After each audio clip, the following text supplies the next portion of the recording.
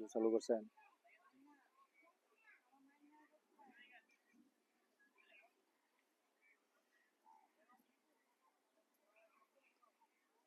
কথা বল।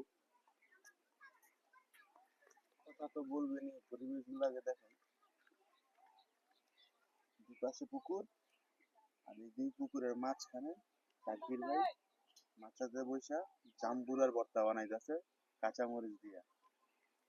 একটু পর পর রোদ উঠে, যদি এখন সকাল টাইম রোদ তো উঠবেই। তাকদির ভাই কিছু বলেন। আসসালামু আলাইকুম প্রিয় শুভাকাঙ্ক্ষীগণ। গ্রামীণ পরিবেশে গাছ থেকে নিজের হাতে পারলাম জাম্বুরা, কাঁচামরিচ, বিট লবণ, ইনশাল্লাহ ভর্তা হবে। আর বন্ধুবর আমাদের রানা ভাই আমাদের এলাকায় আসছে, তাই ভাইকে নিয়ে পরিবেশটা কি সুন্দর আপনারা অবশ্যই কমেন্ট করে জানাবেন। আর আমাদের এলাকাটা কেমন, এটা হচ্ছে আমাদের পুকুর পাড়, দুইটা পুকুর, জোড়া পুকুর বলা হয়।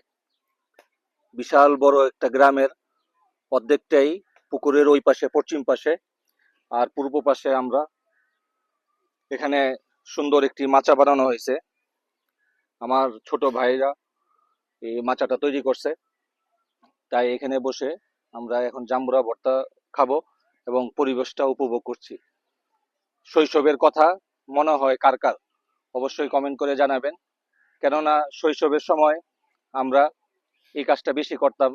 গরমের সময় বিশেষ করে জাম্বুরা ভর্তা, তারপর এই আরো পেয়ারার ভর্তা, আমরা একসাথে বন্ধু বান্ধবরা মিলে করতাম। তাই স্মৃতির স্মরণে আমরা এখন বসেছি জাম্বুরা ভর্তা করার জন্য।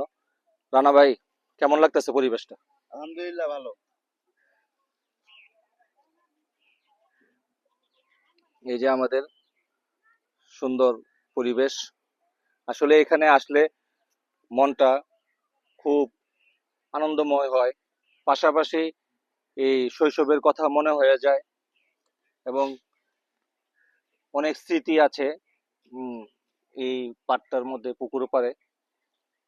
তাই আপনারা সকলেই সময় পেলে গ্রামীণ পরিবেশে কিছু সময় কাটাবেন, ঘুরবেন, তাহলে অনেক ভালো লাগবে। এই যে জাম্বুরা কাটতেছে রানা ভাই, ঢাকার থেকে এসেছে আমাদের এলাকায়।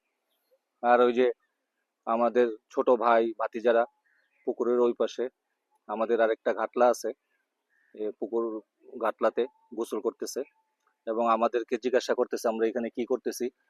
তারাও অবশ্যই দূর থেকে দেখতেছে না আমরা যে জাম্বুরা ভর্তা করতেছি, নাহলে অবশ্যই আমাদের এখানে চলে আসতো।